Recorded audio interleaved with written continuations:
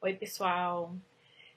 Eu tô aqui com vocês hoje para poder conversar um pouco sobre algumas dúvidas que são muito comuns entre os familiares, entre os educadores, dos indivíduos, dos nossos alunos com TEA, e especificamente algumas dúvidas de alguns dos seguidores aqui da Jujuba que vem nos acompanhando. Então, eu quero conversar hoje com vocês sobre como escolher que tipo de intervenção o seu filho ou o seu aluno precisa realizar para que o programa de ensino dele seja um programa efetivo, para que ele aprenda o máximo possível de habilidades que o permitam ter uma vida com o máximo de autonomia possível.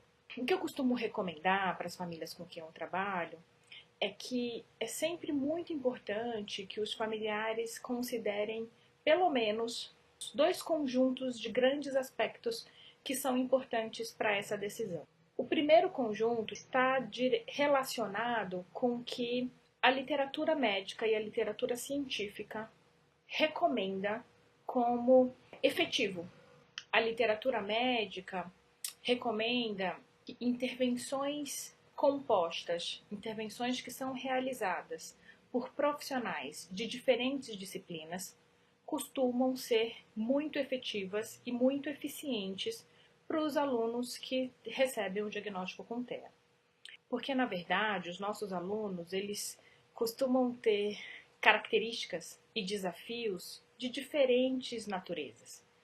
Para ajudá-los a superar esses diferentes desafios, também é muito comum que diferentes profissionais estejam pensando junto em quais são os caminhos mais curtos para que aquele aluno aprenda o que ele precisa aprender para ser mais independente possível.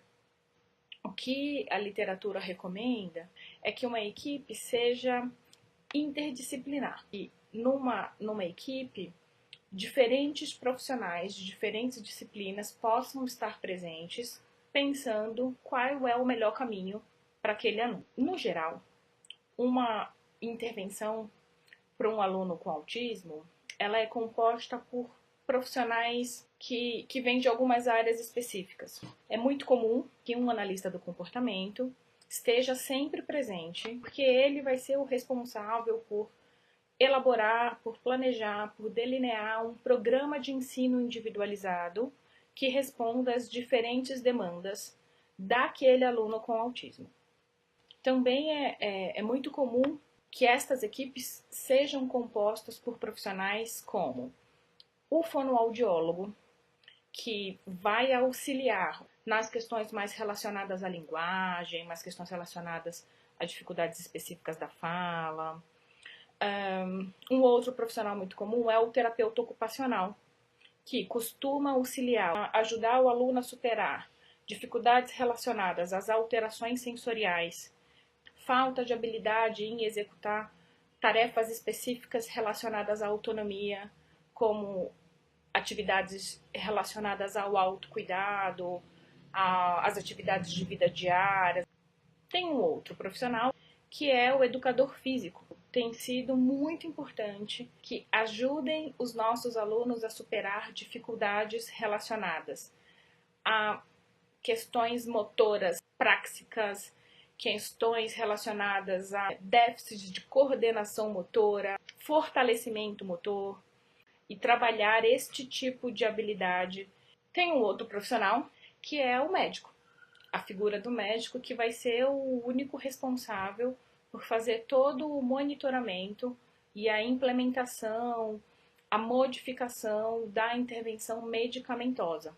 Quando os sintomas associados ao transtorno apresentam dificuldades, desafios que sejam barreiras muito grandes para o aprendizado deste aluno, muitas vezes uma medicação pode auxiliar a minimizar os efeitos, os prejuízos desses sintomas, e aí quem nos respalda, quem nos auxilia é o médico.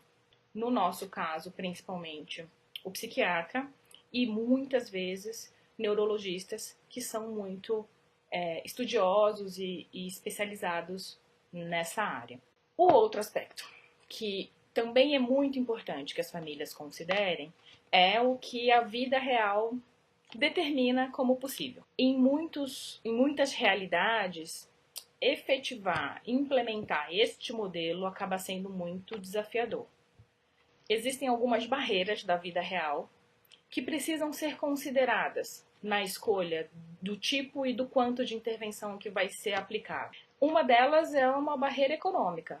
Às vezes, contratar um time com vários profissionais acaba sendo muito custoso, acaba sendo muito caro para algumas famílias.